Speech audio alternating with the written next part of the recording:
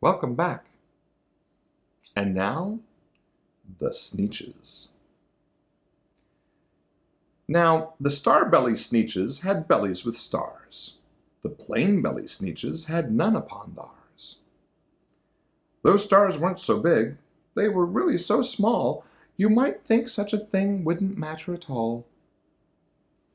But because they had stars, all the star-belly Sneetches would brag, "We're the best kind of Sneetch on the beaches." With their snoots in the air, they would sniff and they'd snort. "We'll have nothing to do with the plain-belly sort."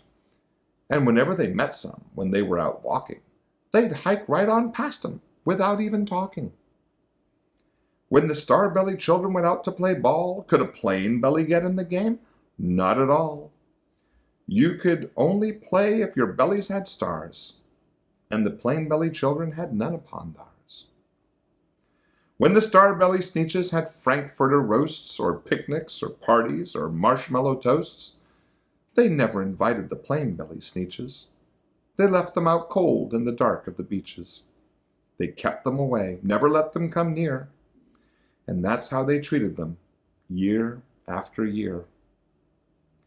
Then one day, it seems, while the plain-belly Sneetches were moping and doping alone on the beaches, just sitting there wishing their bellies had stars, a stranger zipped up in the strangest of cars. "My friends," he announced in a voice clear and keen, "my name is Sylvester McMonkey McBean, and I've heard of your troubles. I've heard you're unhappy, but I can fix that. I'm the fix-it-up chappie. I've come here to help you.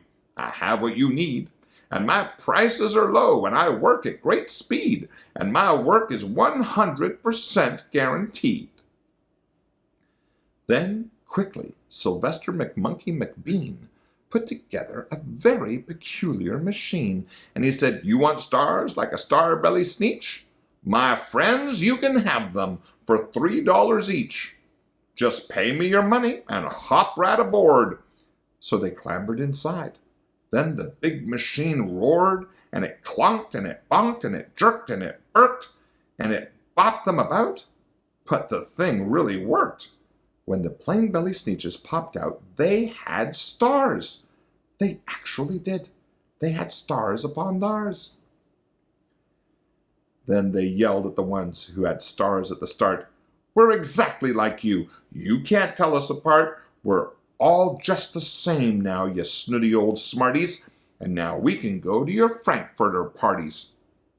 "Good grief," groaned the ones who had stars at the first. "We're still the best Sneetches, and they are the worst. But now how in the world will we know," they all frowned, "if which kind is what, or the other way round?" Then up came McBean with a very sly wink, and he said, "Things are not quite as bad as you think. So you don't know who's who. Well, that is perfectly true. But come with me, friends. Do you know what I'll do? I'll make you again the best Sneetches on beaches, and all it will cost you is $10 eaches." "Belly stars are no longer in style," said McBean. "What you need is a trip through my star-off machine. This wondrous contraption will take off your stars, so you won't look like Sneetches who have them on theirs." And that handy machine worked pretty precisely. Removed all the stars from their tummies quite nicely. Then with snoots in the air they paraded about, and they opened their beaks and they let out a shout, "We know who is who! Now there isn't a doubt. The best kind of Sneetches are Sneetches without." Then, of course, those with stars all got frightfully mad. To be wearing a star now was frightfully bad. Then, of course, old Sylvester McMonkey McBean invited them into his star-off machine.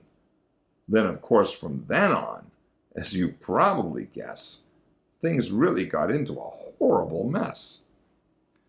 All the rest of that day, on those wild, screaming beaches, the fix-it-up chappie kept fixing up Sneetches. Off again, on again, in again, out again. Through the machines they raced round and about again, changing their stars every minute or two. They kept paying money. They kept running through. until neither the plane nor the star bellies knew whether this one was that one, or that one was this one, or which one was what one, or what one was who. Then, when every last cent of their money was spent, the fix-it-up chappie packed up and he went. And he laughed as he drove in his car up the beach. They never will learn. Nope, you can't teach a Sneetch. But McBean was quite wrong. I'm quite happy to say that the Sneetches got really quite smart on that day. The day they decided that Sneetches are Sneetches, and no kind of Sneetch is the best on the beaches. That day all the Sneetches forgot about stars, and whether they had one or not upon theirs. I love these stories, and I hope you do too. And if you like this one, then subscribe. There's going to be new material every Thursday. See you next time.